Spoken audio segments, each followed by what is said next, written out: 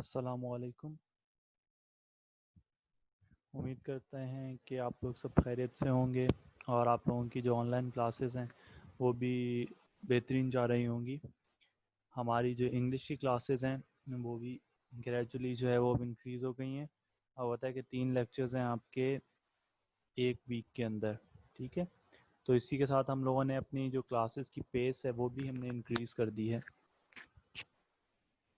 तो आज हम लोग एक बहुत ही इंटरेस्टिंग सा लेसन है या आप स्टोरी कह लें इसको, आपकी बुक से वो आज हम पढ़ेंगे। बहुत ही इंटरेस्टिंग है और कोशिश करेंगे कि इंटरेस्टिंग वे में ही पढ़ें इसको और इससे कुछ नया सीखने की भी कोशिश करें साथ साथ।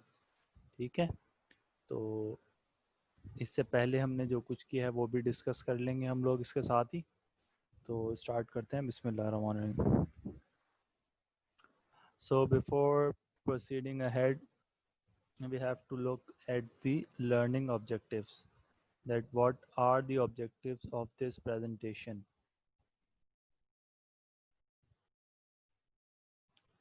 So the very first one is the review. As I told you earlier that we are going to review each and every slide that what we have read earlier. हमें ये तो पता होना चाहिए कि हमें पहले क्या पढ़ा है, तो हम हर स्लाइड के अंदर एक रिव्यू की स्लाइड रखेंगे जिसके अंदर हम पहले की बात करेंगे। The second point is reading of the wise caliph. अब आपको ये किताबें आप लोगों ने ख़रीद ली होंगी सब ने, मैट्रिक क्लास की इंग्लिश की जो किताब है, तो आप लोग ये ख़ुद भी रीड कर सकते हैं। लेकिन क्योंकि हम लोग क्लासेस ले रहे हैं तो शुरू में मैं आपको वो पैटर्न समझाने के लिए कि अगर आपको ख़ुद से रीड करना है तो क्या वो तरीका होगा जिससे आप बेहतरीन तरीके से रीड कर सकते हैं और उससे समझ भी सकते हैं, और जो उसके अंदर से जो न्यू वर्ड्स हैं वो भी आप उनको भी सीख सकते हैं। तो वो कौन सा तरीका होगा वो बताने के लिए आज हम लोग रीडिंग करेंगे। उसके बाद हम लोग लिसनिंग करेंगे इसी सेम चैप्टर की, और आखिर में न्यू वर्ड्स और उसकी मीनिंग्स करेंगे। ठीक है, तो ये चैप्टर एक तो बहुत इंटरेस्टिंग है, लेकिन ये चैप्टर थोड़ा सा कंपैरेटिवली बड़ा है, तो इसमें इसको पढ़ने में भी थोड़ा सा वक्त लगेगा और इसको सुनने में भी वक्त लगेगा। तो आज हम इसकी जो एक्सरसाइज है, जो सवालात हैं इसके, वो आज हम नहीं करेंगे, वरना ये टाइम हमारा जो है वो एक्सीड कर जाएगा। ठीक है, तो आगे बढ़ते हैं।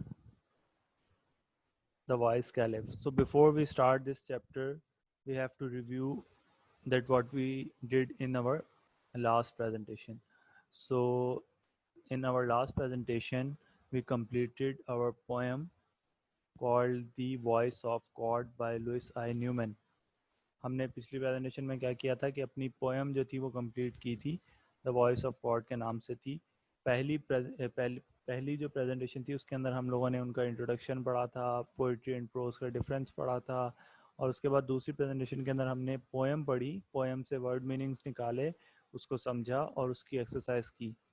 ठीक है, और जो होमवर्क्स मैं दे रहा हूँ वो मुझे याद है, क्योंकि क्लास तो है नहीं कि हम भूल जाएं। ये यहाँ पे प्रेजेंटेशन मेरे पास सब पड़ी हुई है, मैं होमवर्क्स आपको आज साथ साथ याद भी दिलाता रहूँगा और ये भी बता दूंगा कि कब जमा करवाने हैं आपको।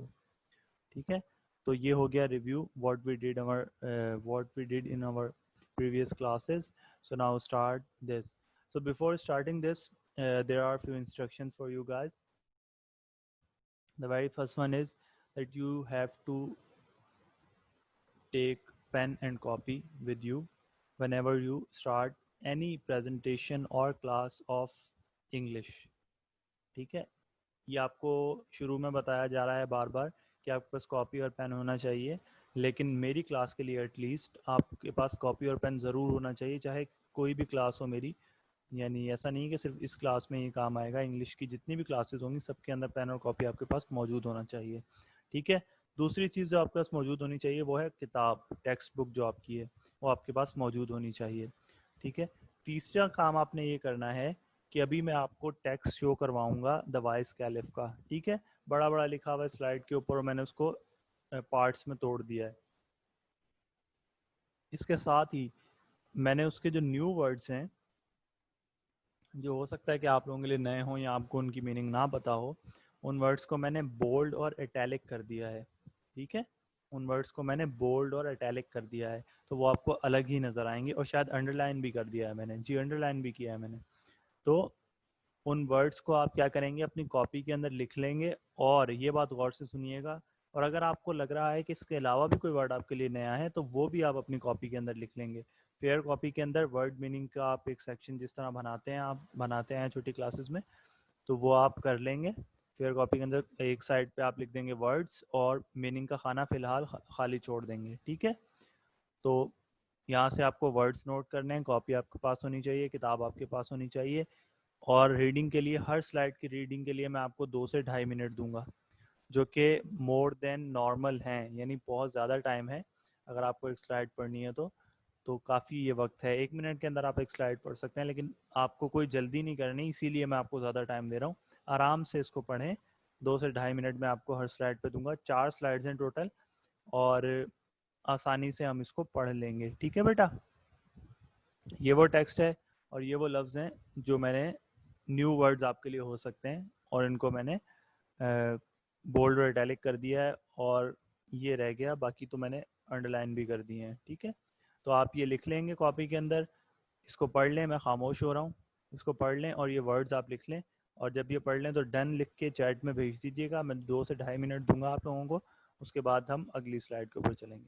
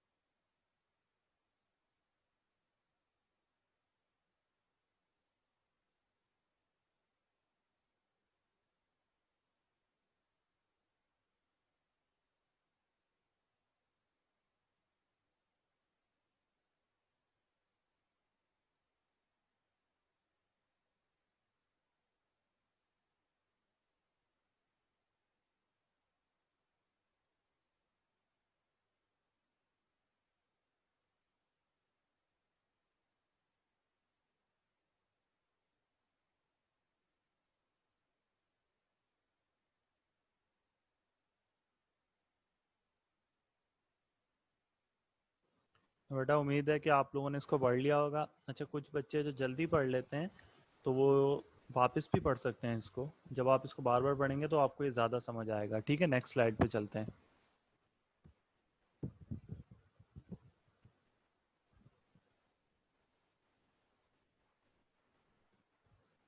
ये नेक्स्ट स्लाइड है, इसको भी पढ़ लें, इसके लिए भी मैं आपको सेम टाइम दूंगा।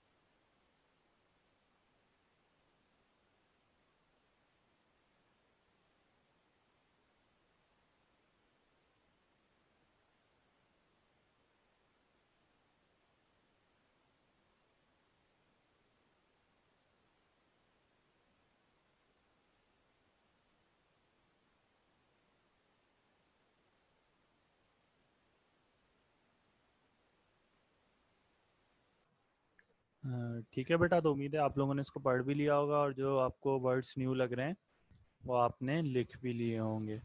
तो आगे चलते हैं।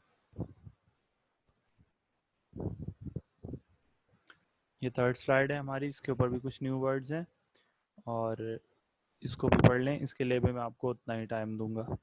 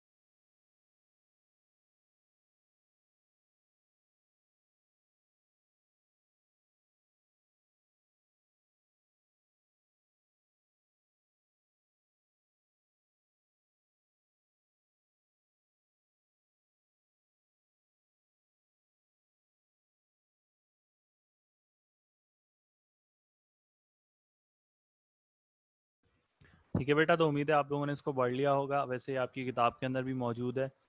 तो और ये वर्ड्स जो मैंने यहाँ पे हाईलाइट किए हैं ये भी आप लोगों ने लिख लिए होंगे, और अगर कोई और भी लगे होंगे तो वो भी लिख लिए होंगे। चलें अब लास्ट स्लाइड की तरफ चलते हैं।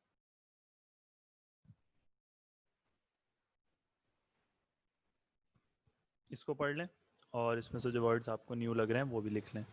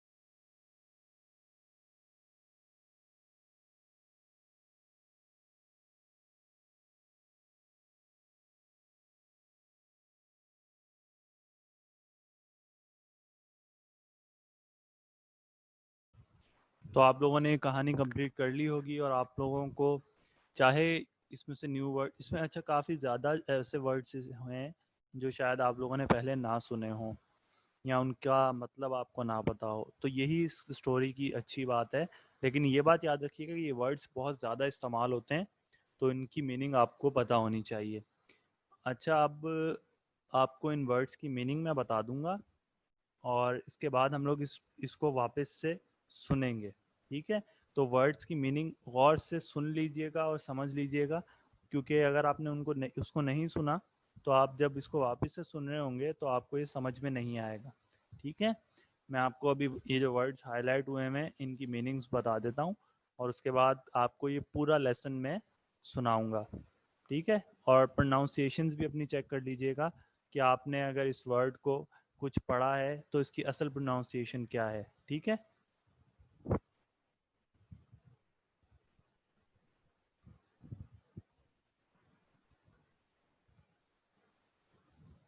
तो सबसे पहले जो है वो हम वर्ड मीनिंग देख लेते हैं इसकी। यहाँ पे लिखा हुआ है डिस्गाइज। डिस्गाइज, डिस्गाइज का मतलब होता है भेस बदलना। भेस बदलना या रूप तब्दील करना अपना।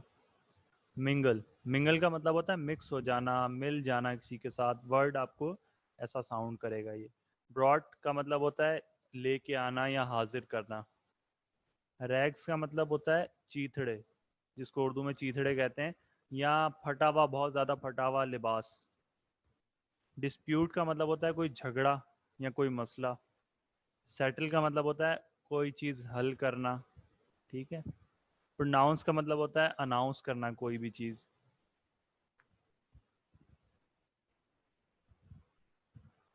लिम्पिंग, लिम्पिंग का मतलब होता है लंगड़ा के जो चलते हैं उनको कहते हैं लिम्पिंग, सही है।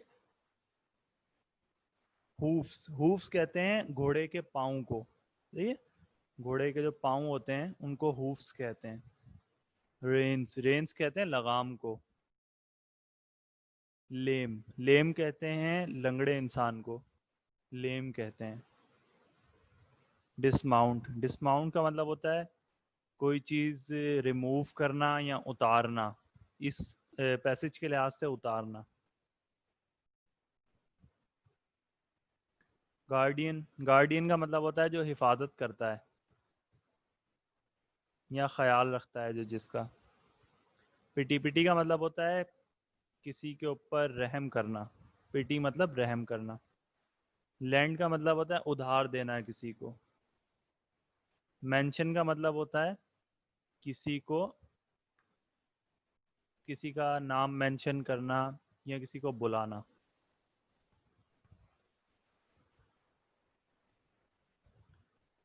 विंस्ड, विंस का मतलब होता है आंख मारना, और इसके इस पैसेज के अंदर इसका मतलब ये है कि उसने आंखें बंद कर ली घोड़े ने।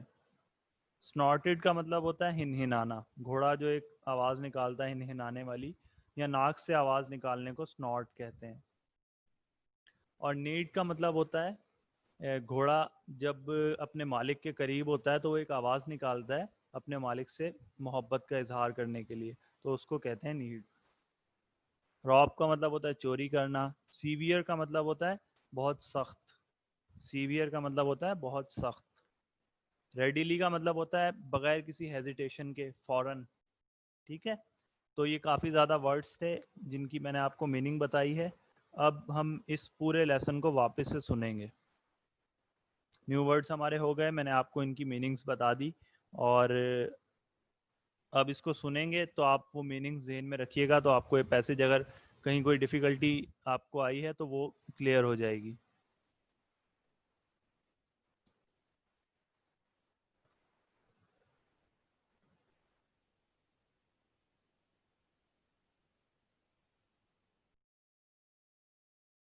The, the Caliph Harun al-Rashid was known and respected for his justice and wisdom. At night, he would disguise himself as a common man and go through the streets of Baghdad. He would mingle with the common people in order to gain first-hand knowledge of their difficulties and problems. One day, when he was holding court, two men were brought before him. One of them was well-dressed and appeared to be a well-to-do, respectable citizen, while the other seemed to be a beggar, because he was in rags. These two men were holding between them a beautiful white horse. The Qazi approached the Caliph and said to him, "O leader of the faithful, I've brought before you a dispute which I could not settle. It is a difficult case, but I am certain that with your knowledge and wisdom, you will pronounce a just decision." "What is the dispute?" asked the Caliph. "These two men here are fighting over this horse. Each one of them claims and swears that this horse is his. Step forward." The Caliph ordered the well-dressed man, "and let's hear what you've to say." The man said to the Caliph, "O leader of the faithful, I beg to believe me that whatever I say in your presence shall be the truth. This morning, when I was riding to the city, I saw this beggar limping along ahead of me. Hearing the sound of my horse's hooves, he turned round and motioned to me to stop. I pulled the reins of my horse. He begged me to give him a ride up to the city gate. He was lame. I felt sorry for him. So I pulled him up behind me on the horse. When we reached the city gate, I stopped and turned round to help him get down. He refused to dismount. I was puzzled, and gently told him to get down because we had reached the city gate. He said, 'Why should I get down? I gave you a ride and now you want to rob me of my horse?' Then the beggar limped forward and said, O leader of the faithful. You are the helper and guardian of the poor. You are a wise and just caliph. Have pity on me and save me from the cruelty and injustice of this rich man. I can swear that this horse belongs to me. You must be thinking like everybody else in this court, how a beggar like me can afford to buy and keep such a fine horse. It is because of this horse that I'm in rags. Whatever money I had, I spent on this horse. This morning, as I was coming to the city on my horse, I noticed this man working along the road. When I came close to him, he stopped me and requested to lend him my horse, for he was in a great hurry to reach the city. Of course, I could not lend my horse to a complete stranger. Could I? Instead, I let him ride my horse, while I sat behind him. As we reached the city gate, he asked me to get down and leave the horse to him. Such a fine horse should not belong to a beggar, he said. Now, be off and don't you mention it to anyone. And even if you do, nobody is going to believe you.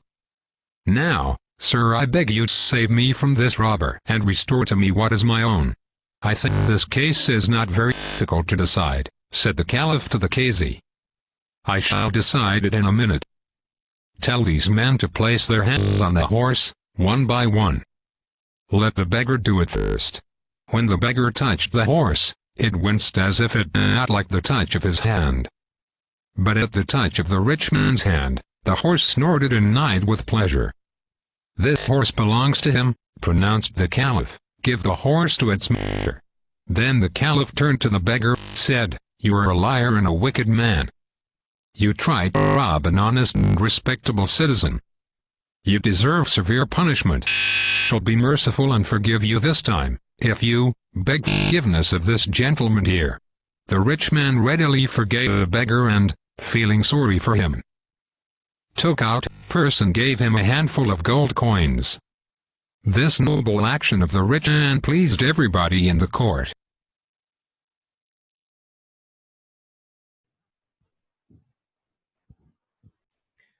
और आप लोगों ने अब ये पूरा story सुन ली और देखा कि किस तरह जो है वो जो खलीफा हारून रशीद थे उन्होंने एक बहुत मुश्किल केस जो है वो बहुत आसानी के साथ हल कर दिया। अच्छा, उम्मीद है कि इसमें आपकी सारी चीज़ें क्लियर हो गई होंगी, आपको पैसेज समझ भी आ गया होगा।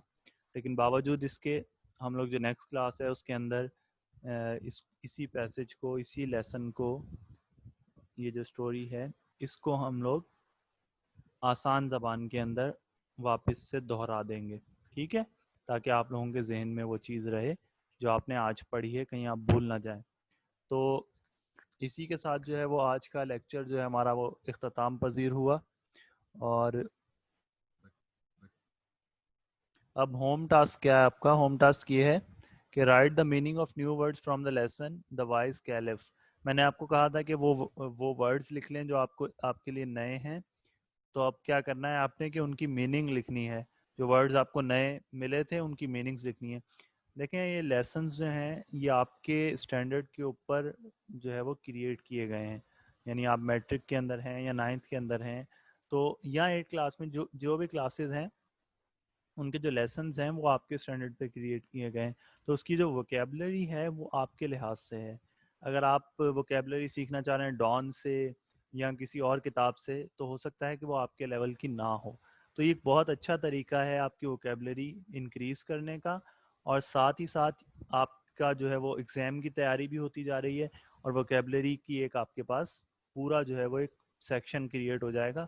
और जब भी आप 1 हफ्ते बाद, 1 साल बाद या 1 महीने बाद आप उसको वापस से देखेंगे तो आपकी वो रिव्यू हो जाएगी। तो ये चीज़ बहुत इंपॉर्टेंट है। ये सिर्फ वर्ड मीनिंग्स नहीं है, ये आपकी वोकेबलरी को सपोर्ट करेगी और आपको आगे जब आप स्पीकिंग करेंगे या राइटिंग करेंगे तो ये वोकेबलरी आपके बहुत ज़्यादा काम आएगी, ठीक है।